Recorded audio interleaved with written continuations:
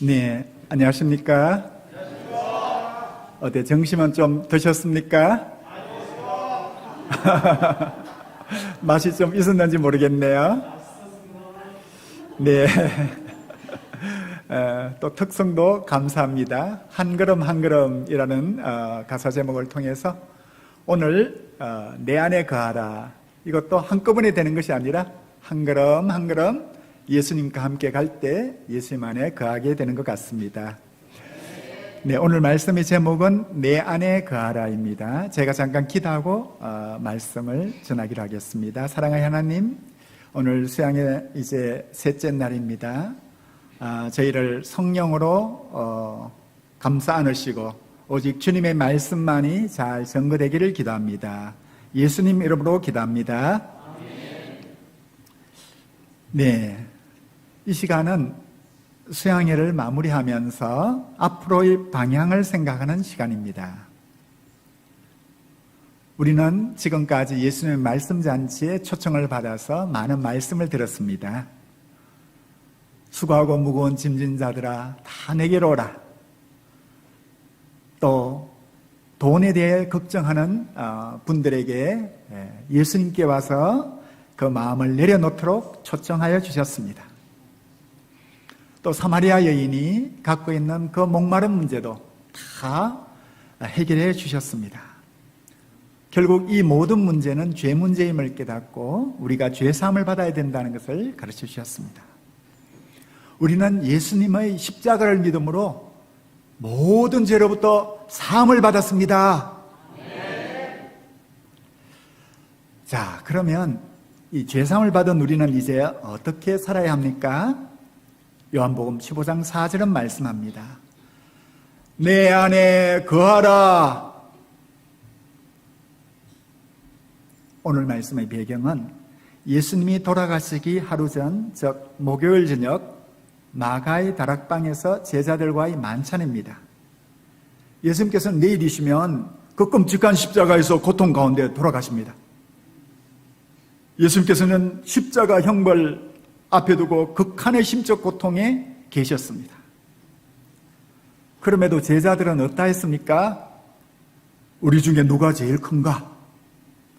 예루살렘에 들어가면 누가 최고 자리를 차지해야지? 라는 문제로 치열하게 다투고 있었습니다.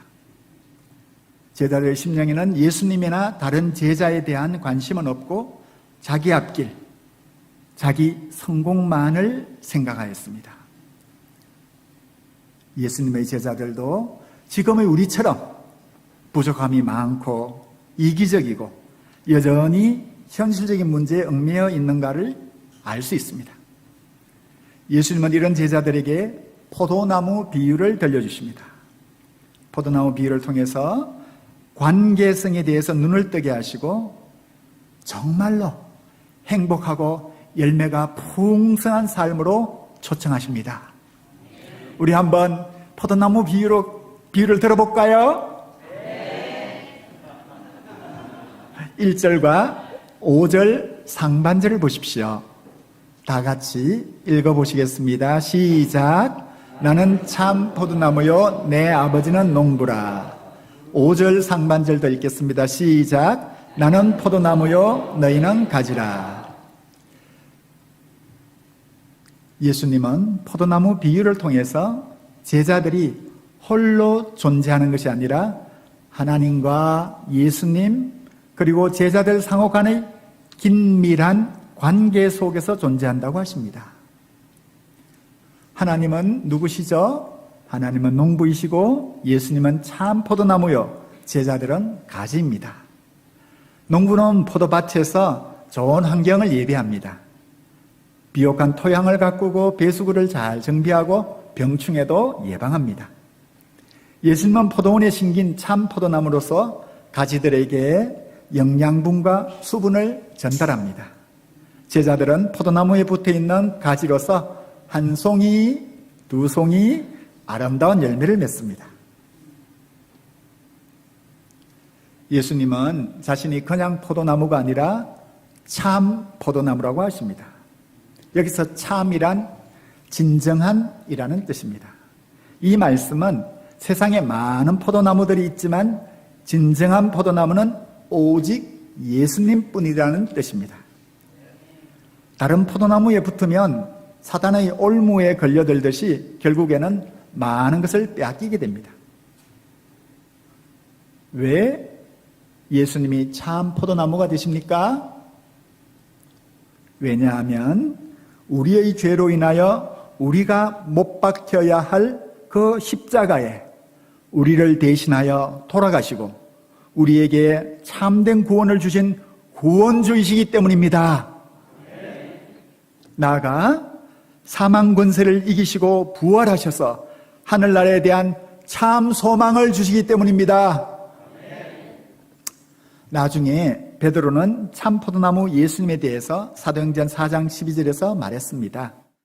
다른 이로서는 구원을 받을 수 없나니 천하 사람 중에 구원을 받을 만한 다른 이름을 우리에게 주신 일이 없음이라. 우리가 다른 포도나무가 아니라 참 포도나무 예수님의 가지가 된 것은 하나님의 일방적인 은혜입니다. 그러므로 참 포도나무 예수님께 꼭 붙어 있기를 기도합니다. 2절과 3절을 보십시오. 다 같이 읽겠습니다. 시작.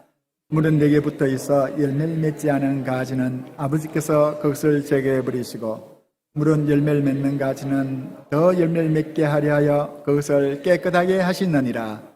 너희는 내가 일러준 말로 이미 깨끗하여졌으니. 예수님이 참 포도나무로 계시는 포도밭에는 밭을 가꾸시는 아주 특별한 농부가 계십니다. 농부의 주된 작업은 가지치기입니다. 포도나무에는 많은 가지들이 자라고 있습니다. 열매를 맺는 가지도 있고 그렇지 않은 가지도 있습니다. 그런데 어떤 가지가 열매를 맺는지 찾아내는 것은 대단히 어렵습니다.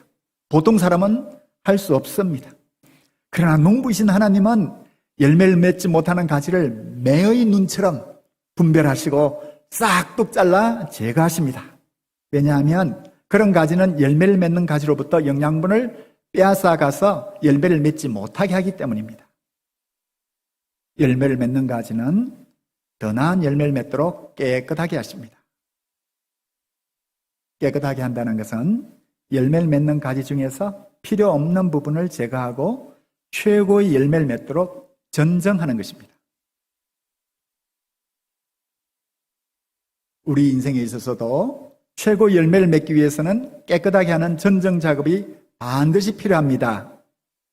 많은 능력을 가진 사람이라 하더라도 가지치기를 하지 못하고 이것저것 하다 보면 하나도 제대로 하지 못하게 됩니다. 비록 부족한 능력을 가진 사람이라도 하나에 초점을 두고 꾸준히 노력하면 그 분야의 대가가 될 수 있습니다. 우리가 하나님의 포도원에 거하면 하나님의 놀라운 전정 작업을 받게 되고 가장 좋은 길로 인도함을 받습니다. 내가 생각하기에 좋아 보이는 가지를 하나님이 딱 자르시고 그러면 지금 당장은 나에게 손해가 된다고 생각할 수도 있으나 시간이 흘러 지나고 보면 농부신 하나님의 아름다운 전정 작업에 감사하게 될 것입니다. 이사야서 55장 8절과 9절은 이 놀라운 은혜를 선포하십니다. 이는 내 생각이 너희의 생각과 다르며 내 길은 너희의 길과 다름이니라. 여호와의 말씀이니라. 이는 하늘이 땅보다 높음같이 내 길은 너희의 길보다 높으며 내 생각은 너희의 생각보다 높음이니라. 최고의 열매를 맺도록 인도하시는 하나님께 우리 인생의 가지치기를 맡기기를 기도합니다. 저에게 있어서 하나님께서 하신 중요한 전정 작업이 있습니다. 그것은 사법시험이라는 가지를 자르시고 학문의 가지를 남겨주신 것이었습니다. 저는 법대에 들어왔으니 당연히 사법시험을 치러야 한다고 고집을 부렸습니다. 그러나 현실적으로 시험 공부를 할 수가 없었습니다. 신경성 병으로 인해서 공부를 하려고 책을 들기만 하면 가슴이 답답해졌습니다. 증상이 심해져서 옷이 배에 닿기만 해도 통증을 느끼게 되었습니다. 시험 공부를 감당할 수 있는 처지가 되지 못했음에도 욕심 때문에 시험 공부를 놓지를 못했습니다. 저희 상황을 아시고 목사님은 대학원으로 가면 어떻게 했냐고 권면하셨습니다. 저는 처음에는 목자님께 안 해요, 시험 공부할래요 라고 하면서 거절하였습니다. 대학원 방향은 고생길이라고 생각했습니다. 나이가 들어서 군대도 가야 되고 또 장래에 어떻게 될지도 몰랐습니다. 그런데 곰곰이 생각해 보니 몸이 아픈 저희 상황을 알아주시고 대학원 방향을 생각하시고 기도해 주시는 것에 너무나 고맙게 여겨졌습니다. 저는 하나님 앞에서 기도를 하였습니다. 방황하는 저에게 하나님은 마태복음 6장 33절로 찾아오셨습니다. 그런즉 너희는 먼저 그의 나라와 그 의를 구하라. 그리하면 이 모든 것을 너희에게 더하시리라. 말씀에 기초하여 사법시험의 가지를 제거하고 학문의 길이요 유학생 선교사로서 나아가고자 방향을 잡게 되었습니다. 당시에는 몰랐지만 하나님은 제가 잘할 수 있는 학문을 하도록 하셨고 이제는 법조인들을 선발하는 시험의 출제자여 또 법조인들을 제자로 키우는 로스쿨 교수로까지 세워주셨습니다. 하나님은 저에게 있어 열매를 맺을 수 있는 부분을 아시고 섬세하게 전정 작업을 하셨음을 고백합니다. 저희는 모든 것을 아시고 가장 좋은 길로 인도하신 하나님께 감사와 찬양을 드립니다.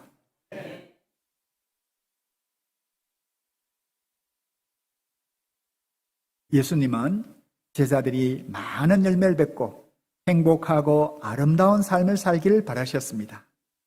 4절을 보십시오. 다 같이 읽겠습니다. 시작. 내 안에 거하라. 나도 너희 안에 거하리라. 가지가 포도나무에 붙어 있지 아니하면 스스로 열매를 맺을 수 없음 같이 너희도 내 안에 있지 아니하면 그러하리라. 제자들은 최후의 만찬에서도 서로 누가 크냐 하면서 다투고 있었습니다. 이런 제자들에게 내 안에 거하라 라고 말씀하셨습니다. 제자들이 해야 할 것은 서로 아웅다웅 싸우는 것이 아니라 예수님 안에 거하는 것입니다. 그렇다면 예수님 안에 거하라 라는 말씀의 의미는 무엇일까요? 이 말씀은 다음의 세 가지 의미로 보다 구체화할 수 있습니다. 첫째, 인생의 방향을 자기 성취적인 삶으로부터 관계지향적인 삶으로 전환하라는 의미입니다. 예수 안에 거한다는 것은 예수님과의 관계성을 맺는 것을 전제합니다. 제자들은 여전히 자기 성공만을 추구하였습니다. 예수님과의 관계에 대해서 나아가 다른 제자들과의 관계에 대해서 무관심하였습니다. 지금 가룟 유다가 예수님을 배반하고 떠나가려는데도 아무도 몰랐습니다. 오직 나의 앞길만이 마음에 있었습니다. 자기중심적인 삶에서는 나만 생각하게 됩니다. 나 외에 다른 사람을 존중하기보다는 나의 성공을 위한 수단으로 바라봅니다. 나의 성공에 방해가 되는 자는 나의 적으로 돌려세웁니다. 이런 관점에서 제자들은 예수님의 십자가 앞에서도 누가 큰가? 라는 문제로 싸우고 있었습니다. 이런 제자들에게 예수님은 내 안에 거하라 하심으로 예수님과의 수직적 관계성과 제자들 상호 간의 수평적 관계성에 관심을 가지도록 하셨습니다.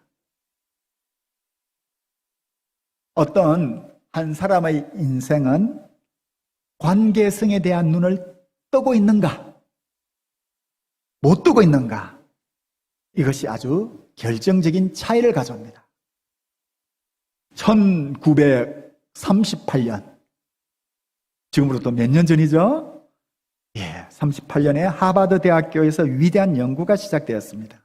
하버드대 학생 268명을 선발해서 90대 노인이 되기까지 삶을 추적하여 관찰하였습니다. 이들에게 인생의 행복 내지 성공에 어떤 요인이 중요할까를 연구하였습니다. 2012년, 즉 연구 시작 75년째 그 엄청난 연구의 결론을 발표했습니다. 행복하고 성공적인 삶을 좌우하는 것은 사람의 능력이나 다른 조건이 아니라 타인과의 올바른 관계성에 있다는 것이었습니다. 우리도 제자들처럼 예수님의 모임에 거하면서도 다른 형제들이 나보다 더 많은 관심과 인정을 받는 것처럼 보이면 속이 불편하고 모임을 떠날까 말까 이런 생각까지도 합니다. 이런 우리에게 예수님은 내 안에 거하라 하심으로 제자들이 자기 중심적인 삶이 아니라 예수님을 포함하여 다른 제자들과 올바른 관계성에 초점을 맞춘 삶을 살도록 인도하십니다. 관계지향적 삶에서는 포도나무와 가지처럼 서로가 서로에게 깊이 의존되어 있음을 알고 서로 사랑하고 아껴주게 됩니다. 관계지향적인 삶에서 중요한 가치는 자기 존재의 부각이나 자기 업적의 성취보다는 서로에 대한 따뜻한 배려와 희생적 섬김에 있습니다. 이런 관계지향적 삶을 살 때 우리의 심령에는 참된 쉼과 만족이 있으며 종국적으로 훨씬 더 좋은 결과를 얻게 됩니다. 둘째, 믿음으로 예수님 안에 머무르는 삶을 살아라는 의미입니다. 내 안에 거하라에서 거한다는 말은 영어로 무엇이죠? remain. 어로서 가지가 포도나무와 접붙은 그곳에 지속적으로 머물러라는 의미입니다. 영어로 remain은 분석해 보면 메인은 무엇이죠? 우리가 메인 이벤트 할 때 메인은 바로 중심이라는 뜻입니다. 아주 핵심이라는 뜻이죠. re는 반복적으로 내지 지속적으로라는 의미입니다.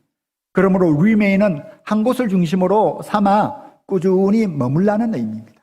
가지가 포도나무를 중심으로 삼고 머물러 있어야 포도나무로부터 생명과 결실에 필요한 수분과 영양분을 받게 됩니다. 포도나무로부터 떨어졌다가 붙었다를 반복하면 상처가 생기고 나중에는 접붙은 부위가 끊어져 생명과 결실에 필요한 영양분을 받지 못하게 됩니다. 가지가 포도나무에 거하지 못하고 여기저기 기웃거리는 이유가 어디에 있을까요? 아마도 그렇게 하는 것이 자기에게 더 큰 유익이 된다고 생각하기 때문일 것입니다. 그러나 예수님 안에 지속적으로 거하는 것이 궁극적으로 가장 큰 유익을 가져다 줍니다. 그러므로 우리들은 예수님 안에 거하기 어려울 때나 예수님 안에 거하기 싫을 때에도 예수님을 믿고 예수님 안에 거하여야 하겠습니다. 사실 우리의 마음은 항상 요동치고 있습니다. 이렇게 하는 것이 나에게 도움이 될까? 저렇게 하는 것이 나에게 유익할까? 불안하게 계산하고 있습니다. 그런데 슈퍼컴퓨터도 아닌 우리가 너무 많은 것을 계산하려고 하니 계산하느라 머리가 아프고 잠시도 쉼이 없습니다. 그러나 예수님은 우리들이 눈앞의 이익을 따라 여기저기 기웃거리는 삶을 사는 것이 아니라 믿음으로 예수님 안에 지속적으로 머무르기를 원하십니다. 그리고 그런 삶을 통해 믿음의 승리를 체험하기를 원하십니다. 셋째, 예수님의 말씀을 중심으로 교제하는 삶을 살아라는 의미입니다. 예수님 안에 거한다는 것은 예수님과 교제, 즉 relationship을 하는 것입니다. 마치 포도나무와 가지가 상호간의 물관과 체관을 통해서 수분과 영양분을 교환하듯이 예수님과 제자들 상호간의 인격적인 사귐을 하는 것입니다. 인격적 사귐이란 상호간의 인격을 존중하면서 있는 모습 그대로 상대방을 받아들이고 또한 상대방에게 있는 모습 그대로 보여주는 것입니다. 15장 7절에서는 내 말이 너희 안에 거하면 이라고 하셔서 예수님과의 교제의 중심에 말씀이 있다고 하십니다. 예수님의 말씀은 예수님의 전 인격을 담고 있습니다. 예수님의 인격은 예수님의 말씀 가운데 녹아 있습니다. 그러므로 말씀을 듣고 묵상하고 그 의미를 새기는 것이 예수님 안에 거하는 것이요 교제를 하는 것입니다. 말씀이 설령 내 생각과 다를지라도 예수님이 왜 저렇게 말씀하시는가 한번 이해하고자 노력하는 것입니다. 예수님, 저는 먼저 거기 나라를 구하기가 어렵습니다. 그러면 폭망할 것 같아요. 내가 생각하는 길이 최고로 좋아 보여요. 그런데 왜 먼저 거기 나라를 구하라고 하시나요? 하면서 우리의 마음을 예수님께 소감이나 기도를 통해서 토로해 보는 것입니다. 그런 와중에 예수님의 말씀의 의미를 조금씩 깨닫게 되고 가장 좋은 길로 인도하고자 하시는 예수님의 섬세하신 손길을 느끼게 됩니다. 이런 것이 말씀 안에서의 교제입니다. 예수님은 내 안에 거하라 권면하십니다. 자기 중심적인 삶보다는 관계지향적 삶에 초점을 맞추고 눈앞의 이익만을 쫓아 여기저기 기웃거리기보다는 믿음으로 중심을 지키고 말씀 안에서 인격적인 교제를 하라고 권면하십니다. 그러면 제자들이 예수님 안에 거하면 어떤 결과를 가져옵니까? 5절을 보십시오. 다 같이 읽겠습니다. 시작. 나는 포도나무요 너희는 가지라. 그가 내 안에 내가 그 안에 거하면 사람이 열매를 많이 맺나니 나를 떠나서는 너희가 아무것도 할 수 없습니다. 포도나무 대신 예수님 안에 거하면 열매를 많이 맺게 됩니다. 가지 스스로는 열매를 맺을 힘이 없습니다. 가지가 포도나무에 붙어있지 아니한 채로는 아무리 열심히 노력을 해도 열매를 맺을 수가 없습니다. 가지가 열매를 맺는 유일한 길은 포도나무에 꼭 달라붙어 있는 것입니다. 그래서 예수님은 내 안에 거하지 아니하면 아무것도 할 수 없다고 하십니다. 열매에는 어떤 것들이 있을까요? 인생의 여러 열매들이 있습니다. 개인으로서 삶의 여러 분야에서 성공하는 것도 중요한 열매입니다. 학생으로서 A 학점으로 번쩍이는 성적표, 직장인으로서 승진과 포상, 사업가로서 늘어나는 매출도 중요한 열매입니다.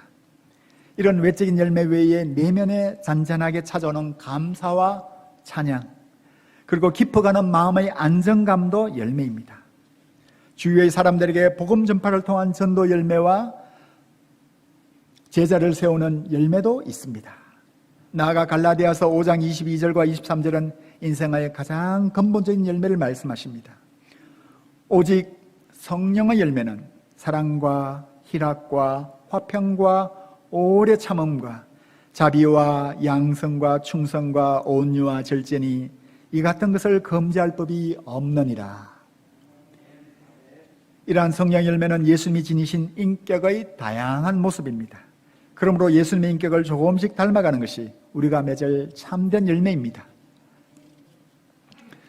예수님 안에 거하면 풍성한 열매를 맺는 반면에 예수님 안에 거하지 아니하면 나타날 결과에 대해서도 경고를 하십니다. 6절을 보십시오. 다 같이 읽겠습니다. 시작.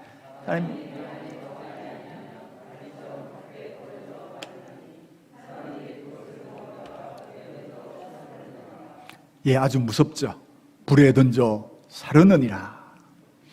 예수님은 4절에서 내 안에 있지 아니하면, 5절에서 나를 떠나서는, 6절에서 내 안에 거하지 아니하면 이라고 하시면서 예수님 안에 거하지 아니할 때 다가올 결과에 대해서 경고를 하십니다.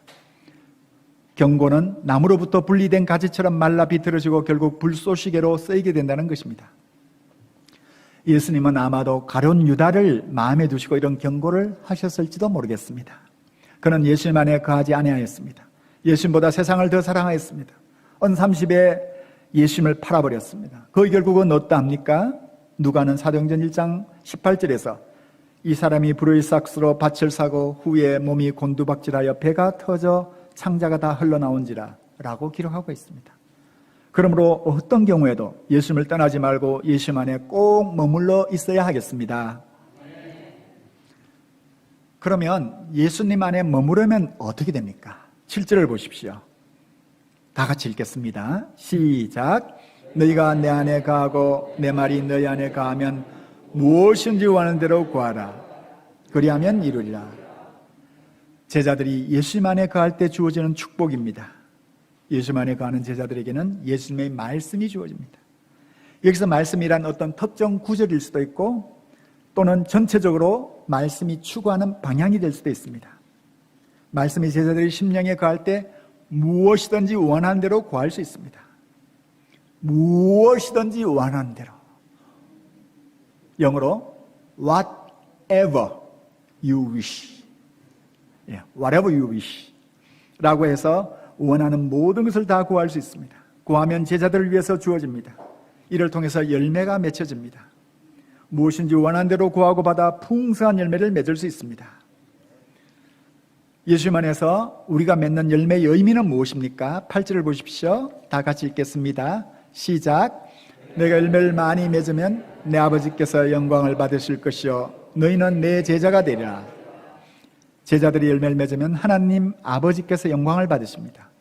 풍성한 열매가 예수님 제자의 징표가 됩니다. 열매를 맺는다고 할 때 맺는다는 단어는 영어로 bear, 곰하고 똑같죠? bear라는 단어로서 저절로 생긴다는 의미입니다. 즉 가지가 열매를 맺기 위해서 스스로 아동바동 노력해서 열매를 만들어내는 것이 아닙니다. 열매는 가지의 노력으로 만들어지는 것이 아니라 열매는 포도나무에 붙어있는 가지에게 하나님의 은혜로 저절로 주어지는 것입니다.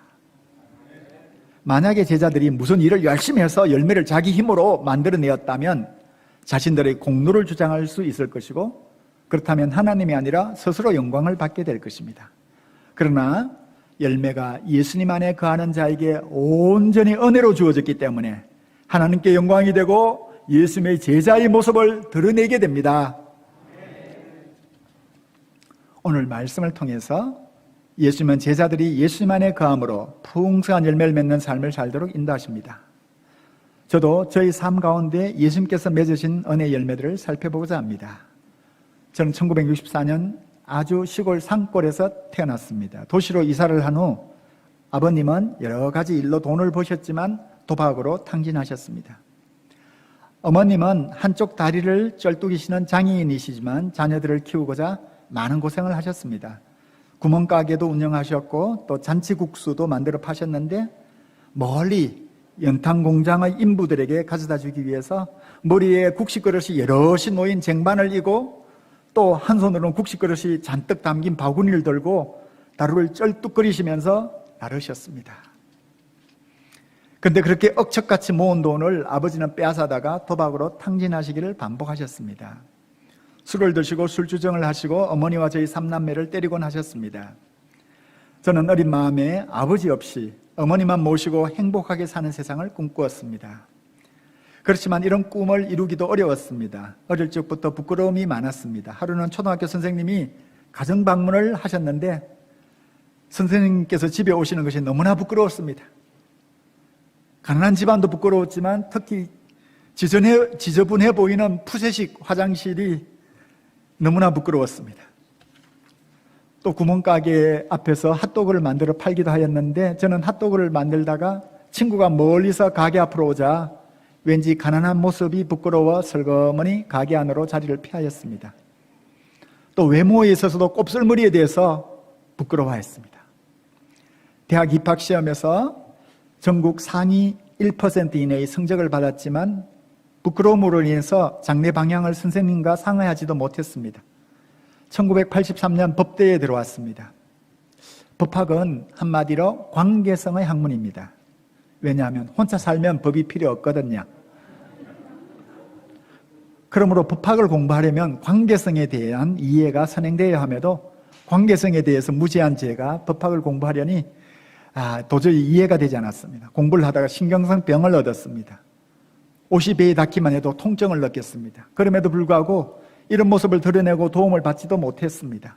이런 사실을 누가 알면 저를 정신병자라고 조롱할까 봐 숨겼습니다. 그럴수록 저는 더욱더 아파갔습니다. 저 인생은 마치 포도나무 무로부터 떨어진 마른 가지처럼 말라 죽어가고 있었습니다.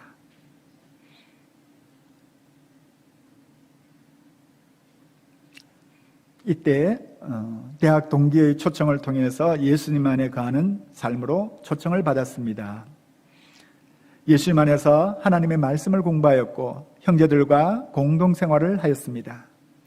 말씀 공부를 통해서 인간의 내면의 세계에 대해서 눈을 뜨게 되었습니다. 죄를 회개하면서 올바른 관계성을 배우기 시작하였습니다. 공동생활에서 새벽에 쿨쿨 자는 형제들을 보면서 내심 좋아했습니다. 나 혼자만 새벽기도 하러 가니 형제들을 따돌리고 나 혼자 영적으로 크게 성장할 수 있겠다 생각하였습니다. 말씀 안에서 이것이 얼마나 엉터리 믿음인지를 알고 저희 시기심 죄임을 깨닫고 회개하고 다음에는 형제들을 깨워서 함께 새벽기도 하러 갔습니다. 이처럼 예수님의 말씀 안에서 회개를 통해서 조금씩 예수님의 인격을 닮아가게 되었습니다. 예수님 안에 거했을 때 예수님은 저를 지성인의 목자가 되도록 구체적으로 도와주셨습니다. 저는 사람 앞에 서면 덜덜덜덜덜 떨었고 말을 제대로 하지도 못했습니다. 지금은 좀 잘하지만 정말로 그때는 막 머리가 하얗고 말을 정말로 잘할 수가 없었습니다. 예수님은 제가 소감을 감당하면서 이런 문제들과 직면하도록 하셨습니다. 그때 문제의 핵심은 제가 사람 앞에서 너무 완벽하려고 하기 때문에 생기는 문제임을 깨닫도록 하셨습니다. 말씀을 공부하면서 사람은 모두 하나도 예외 없이 다 부족하고 허물진 죄인이라는 것을 알게 되고 사람 앞에서 자유함을 얻도록 하셨습니다. 소감을 꾸준히 쓰기 시작하면서 하루는 소감 쓰는 것이 어려웠습니다. 그래서 목자님께 소감을 어떻게 써야 되죠? 여쭤보았습니다. 그러자 목자님은 소감은 육하 원칙에 기초하여 쓰는 것이라고 하셨습니다. 목자님의 말씀을 듣고서는 제가 육하 원칙도 모르는 사람이었다는 것이 드러날까봐 순간 창피한 감정이 저를 사로잡았습니다. 그렇지만 이것을 계기로 꾸준히 육하 원칙에 기초한 소감을 감당하면서 육하 원칙이 가지는 놀라운 의미를 깨닫게 되었습니다. 그때부터 저는 사고의 깊이를 더하게 되었고 나아가 지성인의 목자로서의 능력들이 조금씩 살아나게 되었습니다. 또 예수님은 제가 방학 때마다 서머스쿨과 윈터스쿨에서 어학 강사를 하도록 하셨습니다. 이를 통해서 저희 잠재적 능력을 발견하고 개발하도록 도와주셨습니다. 사실 방학 때마다 어학 강사로 섬기는 직분이 처음에는 너무나 어려웠습니다. 어디 가지도 못하고 방학 때마다 여기 있어야 했습니다. 그런데 또 서머스쿨을 섬겼는데 처음에는 우르르 몰려왔다가 다음 날에는 쫙 빠지기도 하였습니다. 저희 실력이 없구나 하면서 너무나 고민하였습니다. 그렇지만 믿음으로 꾸준히 감당하였을 때 의학이 합격의 당락을 좌우하는 석사 장교시험에 합격하여 군대를 6개월 만에 장교로 군복무를 마칠 수 있게 되었습니다. 나아가 성균관대 인문사회계열 전체에서 한 명을 선발하는 유학장학생 시험에도 의학이 중요한데 그 시험에도 합격하는 은혜도 주셨습니다. 이를 통해서 법학이 발달한 독일로 유학생 선교사로 나갈 수 있는 구체적 환경도 예비해 주셨습니다. 관계성에 대해서 무지한 저는 사실 여성을 사귈 수도 없었고 결혼도 할 수 없었습니다. 그렇지만 예수님 안에 거하였을 때 관계성을 잘 맺는 이화연 사모님과 믿음의 가정을 이루는 은혜를 주셨습니다. 자녀로 토끼 같은 프리스카와 미소도 허락하셨습니다. 이것만 해도 엄청난 은혜요 열매입니다. 하나님의 때에 독일 유학생 선교사로 부르시고 이방 땅에서 양들도 섬기도록 하셨습니다. 하나님은 저희 가정에 슈테파니 하르트만이라는 자매님을 양으로 허락하셨습니다. 이 자매님이 말하는 독일어는 이해하기도 어려웠고 또 써가지고 온 소감도 날림체여서 읽기조차 어려웠습니다. 그럼에도 불구하고 그 자매님이 쓴 소감을 읽고 또 읽어서 이해하고자 노력했습니다. 그 자매님 한 사람을 돕기 위해서 꾸준히 기도하였고 혼신의 힘을 다해서 독일어로 말씀을 준비해서 증거하였습니다. 그 자매님은 말씀으로 죄 문제를 해결 안 받고 또한 거식증으로부터도 회복되었습니다. 켈른 대학교 교육대학을 졸업하고 선생님이 되어 열매 맺는 삶을 살게 되었습니다. 그 외에도 다니엘, 크리스토프 디트마 등 여러 독일 양들을 섬기는 은혜도 주셨습니다. 제가 믿음으로 독일 양들을 도왔을 때 독일어로 생각하고 말하는 것이 한국어처럼 자연스러워졌습니다. 독일어로 잠꼬대도 하게 되었다고 합니다. 저는 못 들었지만 제 동역자가 듣고 독일어로 잠꼬대 하네요 라고 했습니다. 독일어 실력이 향상되자 박사학위 논문을 쓰는 것도 믿음으로 도전하게 되었습니다. 하나님은 여러 조력자도 세워주시고 하나님의 때에 독일 켈른 대학교에서 법학 박사학위를 받도록 은혜를 주셨습니다. 박사학위를 취득한 후 비자 문제로 인해서 독일에 더 이상 머무를 수 없었고 한국으로 돌아오게 되었습니다. 한국 교수 사회에서 나이는 아주 중요한 요소입니다. 저보다 나이 어린 후배가 이미 성균관대의 같은 분야의 교수로 있으므로 인간적으로 보아서는 제가 성균관대 교수가 되는 것은 불가능하였습니다. 그런데 여러 목자님들께서는 모임 때마다 성균관대로의 정건을 위해서 기도하셨습니다. 저는 불가능한데 왜 저리 기도하실까 생각하면서 슬퍼할 때가 있었습니다. 그렇지만 목자님들이 부자주의인을 성균관대 교수 목자로 세워주셔서 하나님의 영광을 드러내도록 꾸준히 기도를 하셨습니다. 저는 저희 믿음 없음을 회개하였습니다. 그리고 믿음으로 성균관대 교수 목자로 세워주시도록 간절히 기도하였습니다. 하나님께서는 기도를 들으시고 하나님의 때에 성균관대로 정건하도록 하셨습니다. 무엇이든지 원하는 대로 구하라 그리하면 이루리라 하는 하나님의 말씀이 이루어졌습니다. 놀라운 기적이 성취되었습니다. 기도를 들으시는 하나님께 감사와 찬양을 드립니다. 하나님은 주인에게 성균관대 로스쿨의 교수 목자로서 여러 좋은 환경을 예비하시고 배우고 성장하는 삶을 살도록 인도하셨습니다. 영적으로 종로 2부에서 여러 목자님들과 함께 말씀 공부와 교제를 하면서 예수님을 배울 수 있는 은혜를 주셨습니다. 또한 저 인생의 어려운 고비마다 종로 2부 목자님들의 기도는 풍파를 헤쳐나갈 수 있는 든든한 힘이 되었습니다. 학문 분야에서도 한국환경법학회 회장으로 활동하게 하시고 정부 부처와 관련하여서도 대통령실 행정심판위원회 위원과 국토교통부 중앙토지수용위원회 위원을 비롯해서 각종 정부 부처에서 위원으로 활동하고 배우고 성장하도록 도와주셨습니다. 며칠 전에는 중앙행정심판위원회 위원으로 위촉되는 은혜도 주셨습니다. 로스쿨 학생들에게도 말씀으로 섬기고 복음을 꾸준하게 전하도록 하셨습니다.